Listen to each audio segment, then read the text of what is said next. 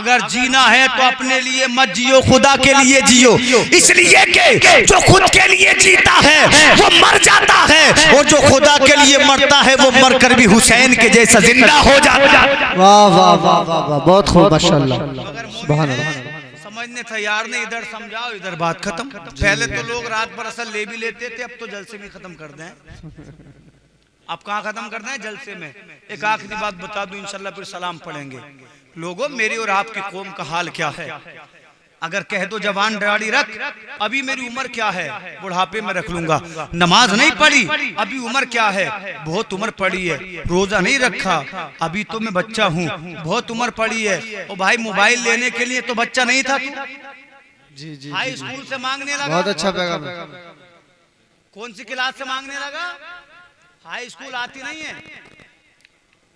हमारे मुल्क का जो सामाजिक ताना बाना है, जो इल्मी मामलात है ना, इसमें 4 जमातें बड़ी जरूरी हैं।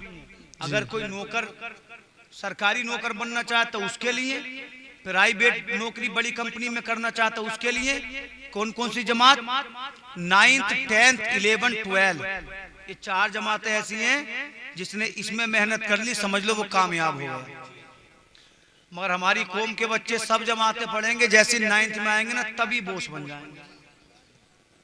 और ये 99% बच्चों का हाल है। जी, पढ़ने वाले भी किताबों से दूर हो जाते हैं। फिर तो न टीचर की सुने, न मैम की सुने, न माँ बाप की सुने, बस इन पर भूत सवार हो जाता है कि अब तो गैंग बनानी है। गैंगे चल रही है, देखो फेसबुक पे गैंगे चल रही हैं।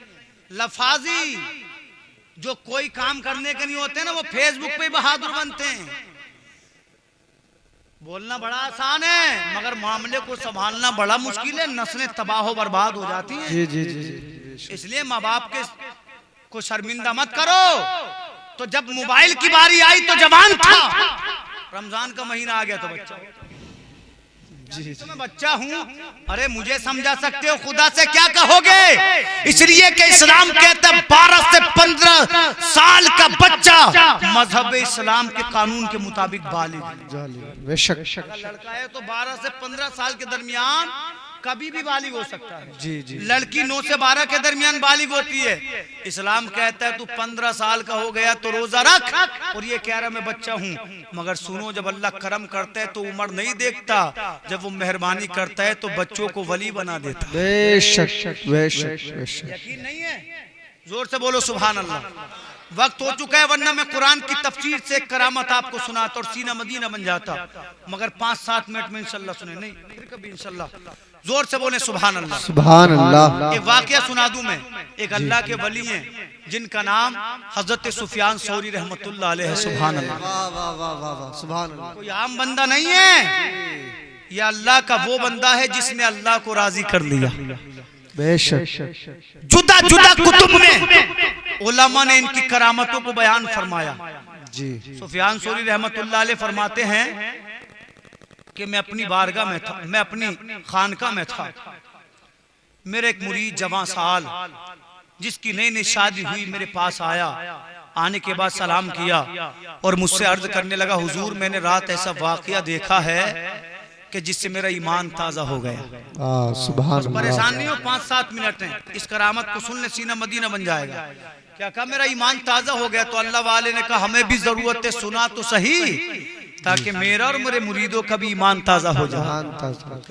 कहने लगा अल्लाह के वली, मेरा मुख्तसर सा परिवार है, छोटा सा घराना है, माँ है, बीवी है और एक बहन ऐसी है जिसने अपनी तमाम जिंदगी में जबान से कुछ बोला नहीं है।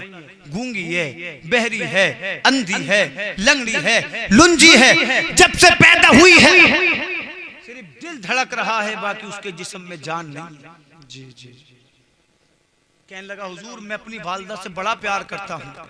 मेरी वालिदा ने मुझसे कहा बेटा कितना अच्छा हो तू आज अपनी वालिदा को बाजार से जाकर मछली लाए अपनी वालदा को खिला दे। मैंने कहा माँ तुमने तो ये सिर्फ मुझसे मछलियां मांगी हैं, अगर बेटे से जान मांगो तो वालदा तेरे कदमों पे कुर्बान कर दूं। इतना मैंने कहा पीरो मुर्शिद, और कहने के बाद मैं बाजार गया। जाने के बाद मैंने मछलियों को खरीदा। मछली खरीदने के बाद मेरी निगाह एक 10 साल के बच्चे पर पड़ती है।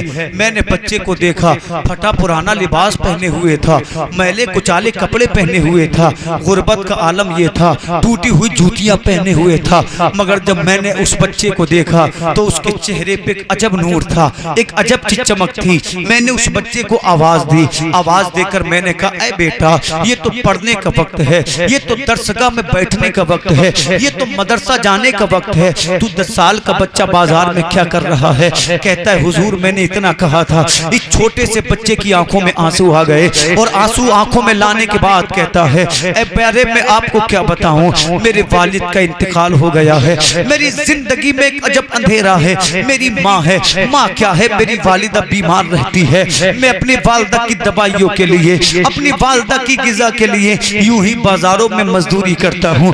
मैंने उस बच्चे से पूछा तू बदले में लेता क्या है? उसने कहा हुजूर कुछ लोग दे भी देते हैं, कुछ लोग झिड़क भी देते हैं, अगर कोई दे देता है तो मैं शुक्र अदा करता हूँ अल्लाह का, और कोई झिड़क देता है तो मैं सब्र करता हूँ अल्लाह की जात पे। आज झिड़क दिया है मगर हश्र में मेरा अल्लाह इससे मेरी मजदूरी दिलाएगा, मेरी उजरत दिलाएगा। ऐ मीरापुर के मुसलमानों, आका करीम की हदीस है कि मजदूर की मजदूरी उसका पसीना सूखने से पहले दो। अल्लाह की कसम किसी गरीब के पैसे न मारना, किसी मजदूर की मजदूरी न मारना। अल्लाह अकबर। नबी इरशाद फरमाते हैं मजदूर की गरीब की बद्दुआ अर्श आज़म का कलेजा चीर देती है। ऐसा ना हो तेरे हक में कबूल हो जाए, तुझे पता ना चले, तू सोचे मेरा कुछ नहीं बिगड़ा। अरे डर दुनिया में ना बिगड़ने से, इसलिए कि अगर दुनिया में गुनाहों की सजा मिल जाए तो बड़ा कम है, इसलिए कि जिसे दुनिया में गुनाह की सजा नहीं मिलती अल्लाह उसे हश्र में जहन्नम में डालकर उसके गुनाहों की सजा देगा। बेशक बेशक। आका तो फरमा रहे हैं कि मजदूर का पसीना सूखने से पहले मजदूरी दो, और आज ना मजदूर की मजदूरी दी जा रही है, ना पैसे लेकर किसी का कर्ज वापस किया जा रहा है।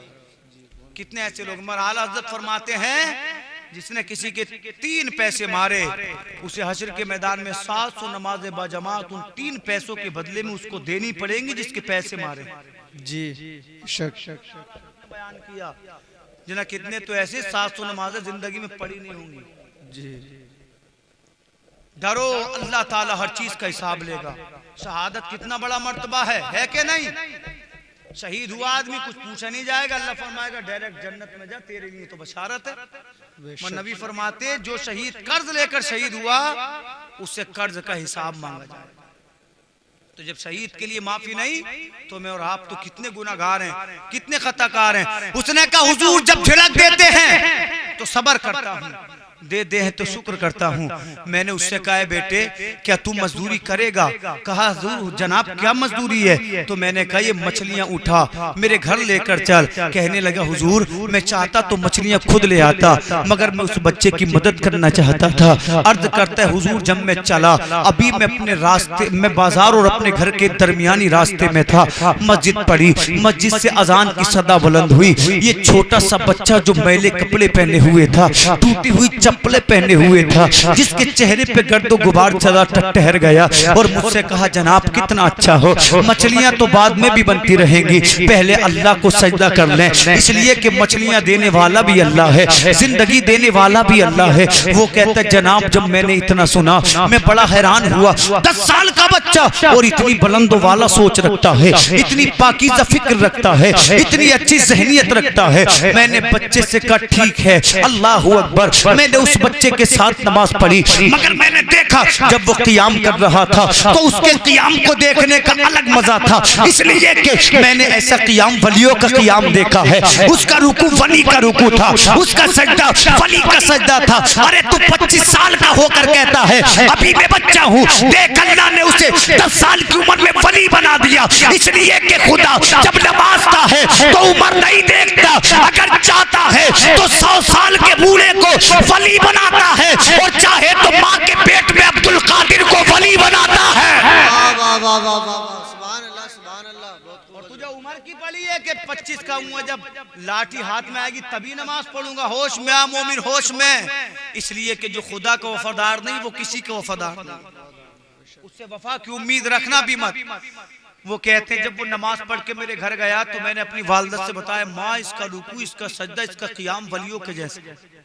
तो माँ भी अकीदतमंद थी, कहा बेटा इससे कहो आज शाम को हमारे घर खाना खा कर जाए। जोर से बोले सुभान अल्लाह, सुभान अल्लाह। आज शाम को हमारे घर खाना खा कर जाए। बच्चा रुक गया, असर पड़ी, मस्जिद में जिक्र करता रहा, मगरिब पड़ी, बाद नमाज मगरिब उसने खाना खाया। मेरी वालिदा ने इसरार किया, कहा बेटा कितना अच्छा हो, आज रात तू हमारे घर आराम कर ले। अल्लाह अकबर। वो बच्चा रुक गया, उसने ईशा की नमाज पढ़ी।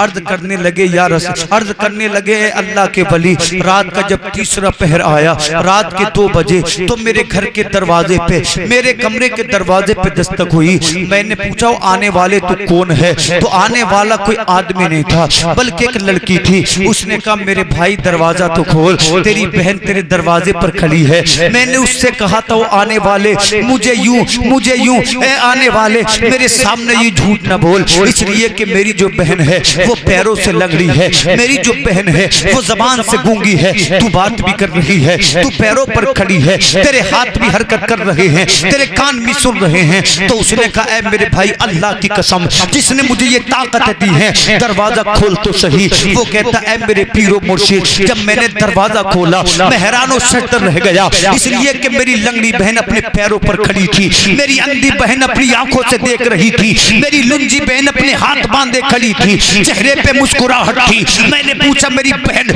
तू चल नहीं सकती थी, तू बोल नहीं सकती थी, तू कुछ कह नहीं सकती थी, तू पैरों से चल नहीं सकती थी, तू हाथों से कर नहीं सकती थी, तू कानों से सुन नहीं सकती थी, बता तो सही ये ताकतें कहां से मिली? तो उस लड़की ने अपने भाई से यूं कहा था ऐ मेरे भाई जिस बच्चे को तुम लेकर आए थे, ऐ मेरे भाई जानते हो जब मैंने उसके कदमों को महसूस किया तो मुझे यूं लगा आज मेरी किस्मत चमकने वाली है। मैंने खुदा की बारगाह में अर्ज किया ऐ कायनात के मालिक, अगर ये आने वाला कोई सच्चे दिल का बंदा है तो इसके तवस्सुल मेरी तमाम बीमारियों को दूर कर दे। कहा भाई अभी दुआ कर रही थी कि जबान में बोलने की ताकत आ गई, पैरों में चलने की ताकत आ गई, कानों में सुनने की ताकत आ गई। हजरत सुफियान सौरी ने सुना तो कहने लगे ओ मेरे मुरीद उसे तू बच्चा मत बोल, उम्र कम जरूर थी मगर खुदा ने उसको अपना वली बना लिया था। किस दुनिया में जी रहे हमारे नौजवान? क्या अल्लाह पूछेगा? नहीं। बड़े बहाने बनाए थे अपने माँ बाप से, बड़े बहाने बनाए थे पड़ोसी से, छुप छुप कर खाता था रोजे में। अल्लाह से छुपा लिया क्या? जी कोई छुपा सकता है? वो जाहिर को भी देखता है, वो बातिन को भी देखता है, वो गुज़िश्ता भी देखता है, वो हाजिर वो मुस्तकबिल को भी देखता है। वो वहां तक देखता है जहां तक इंसान का जहन पहुंच नहीं सकता, उसकी फिक्र दौड़ नहीं सकती, उसकी फिक्र परवाज नहीं कर सकती। इसलिए वलियों की याद मनाने का सबसे बड़ा सबक ये है नमाजी बनो, सब्र करने वाले बनो, शुक्र करने वाले बनो। अगर सब्र शुक्र करने वाले बने, नमाजी बने, तो फिर इसका मतलब और मकसद ये होगा कि हमने गौसे आजम की इस महफिल का सही सही फायदा उठा लिया और इसको सुना, चंद देर अगर अमल की सोची फिर भुला दिया, नमाज न पढ़ सके, रोजा न रख सके, तो याद रखो कोई बचाने वाला नहीं, कोई पूछने वाला नहीं। मेरा इमाम कहता है सबने सफ़े महशर में ललकार दिया हमको, ए बेकसों के आका अब तेरी दुहाई है, मगर सोचो तो सही अगर उस आका ने मुंह फेर लिया तो किसके दामन को थामोगे, किसके दर पे जाओगे? इसलिए कि वही तो हमारा मावा है, वही तो हमारा मलजा है, वही तो हमारी ईमान की जान है, वही तो शान कायनात है। इसलिए इबादत गुजार बनो, औलिया से मोहब्बत करो और दुआ ये करो अल्लाह ईमान पे मौत अता फरमा। जो मोमिन मर गया वो दुनिया में भी कामयाब है और वो आखिरत में भी कामयाब है। अल्लाह से दुआ है मैंने जो कुछ कहा कोई गलती कर दियो अल्लाह उसको माफ फरमाए। परवरदिगार आलम मीरापुर के मुसलमानों को बिलखुसूस कमेटी वाले नौजवानों को मुकम्मल इसका अजर अता फरमाए। अल्लाह रब्बुल इज्जत कोई बीमार हो इस बस्ती में मोमिन मोमिना इस महफिल के तवस्सुल उन सबको शिफाए कामिल आजिल अता फरमाए। पढ़िए जोर से कलमा शरीफ हक ला इलाहा इल्लल्लाहु मुहम्मदुर रसूलुल्लाह। अस्सलामु अलैकुम।